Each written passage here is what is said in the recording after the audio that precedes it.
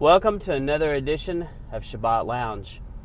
Today we're going to look at the role that we were meant to play from the beginning of creation. And that is the role of priest. If you've never heard of this, it all started back in the garden. Adam was created outside the garden, then brought into the garden.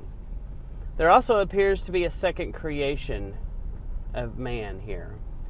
And you go back and read that account and see if you can see what I'm talking about. But there does appear to be a separate creation account of mankind in general, where a bunch of people are created, which makes sense because as a child I always wondered, how does Adam's children immediately find women to marry without flat out committing incest, which is against the Torah? So that is something that I think you got to wrestle with. If you say it's only Adam and Eve, then basically you are saying all these people committed incest completely.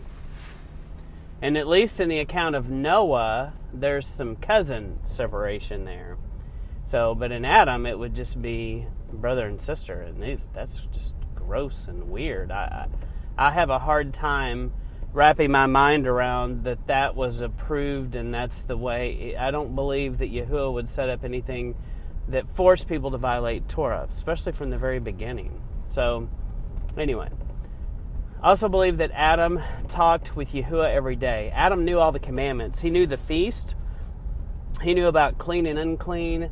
All of those things were taught to him from the beginning, which is really amazing when you think about it. Most of us grew up with the impression that nothing is set in law until it's written down at Moses, but those forefathers, they knew those things. Adam knew them, and he taught them to his lineage. So anyway, in this creation account, I believe what Adam was supposed to do is Adam knew about Yahuwah. He was supposed to be a priest-like character to the people outside the garden and teach them about Yahuwah. To be a minister to them. Teach them Yahuwah's ways. Teach them Yahuwah's calendar.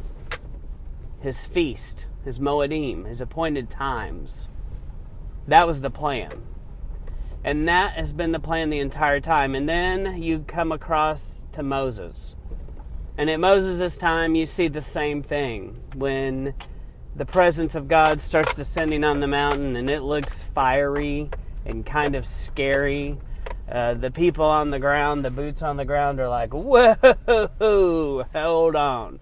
Moses, we don't want to go talk to that guy. He is scary. We want you to go be our representative. And so the plan was, Yahuwah was going to make them all priests and his representatives. And instead, they go back to their pagan ways and have a giant blood, sex, magic, some weird sex ritual, and they're dancing around the golden calf. The King James says they rose up to play, which was probably the pagan practices out of Egypt they were continuing to do. But an interesting side note is they build this golden calf, and if you go back and read it, it says, but we did it for you, God. And we can't do that. And I hear so many people say that about holidays and go, well, it's how I mean it. I do it for God. Man, it doesn't work that way. That's applying human logic and our weakness to something in which he says, don't do as the pagans do. So anyway, but there's this theme of him wanting to make the people priest. And they keep rejecting it. Not only do they reject it, they basically are getting married to Yahuwah on the mountain, Mount Sinai with Moses, and they immediately, during the service while he's watching, cheat on him. It is the biggest slap in the face you can ever have. You know, here he is. he thinks, and he's wanting to present his children with this incredible gift, and they do this to him, or the bride, this incredible gift, and they immediately turn their back on him. And then he has to institute this blood sacrifice thing, and he's like, you know what? I am going to make it such a ridiculous point of how many animals that you have to kill and shed the blood for, that you are going to get this. That something had to die to atone for your sin. And so he set up that sacrificial system, and Yeshua comes, fulfills that sacrificial system, and becomes the sacrifice once and for all, restoring us back to the right of priest. So basically what happened, Adam had dominion on the earth. And when he falls, when he sins, when he eats the fruit, he hands his authority of dominion that he had on the earth, hands it to Satan himself, the snake. And Satan, of course, took it and ran with it. And then when Yeshua dies, he is able to go face to face with Satan and take that back. He takes that mantle back and says, I've won this back for man. Man now again has dominion on the earth.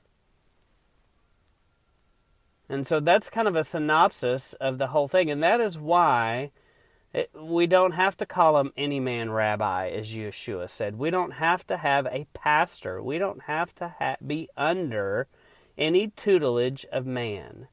And it's time for people to wake up. Time to wake up that you don't have to be under these pretenses of being under someone. That what you need to be under is under Yahuwah's word, under his law, under his good and perfect Torah. Law was taught as a bad thing in churches. It's a good thing. It's the instructor. It teaches you the ways of the Father. It is the mark. And when we don't do the mark, we sin. So, ask any good church pastor, what is sin? And you're going to get some generic answer about what is sin. Basically, they're going to say, don't do bad stuff.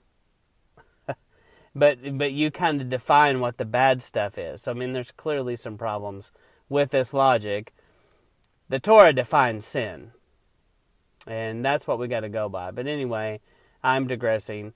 But it's just an interesting theme that you can see in the Bible, that all along we're supposed to be priests, and Yeshua restores that priesthood back to us. And we need to operate more as priests and kings than we do. So many of us have an orphan, homeless mindset.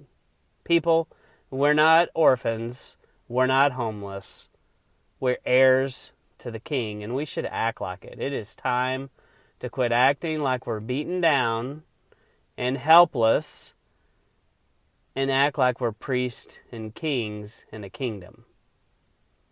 So I just leave you with that. Think about those things. Study those things. See if you can prove them. Read the Bible. See if it is to be true. Don't rely on men and what they say. Go back to the source. See what it says. Thank you for listening to Shabbat Lounge, and read your Bible.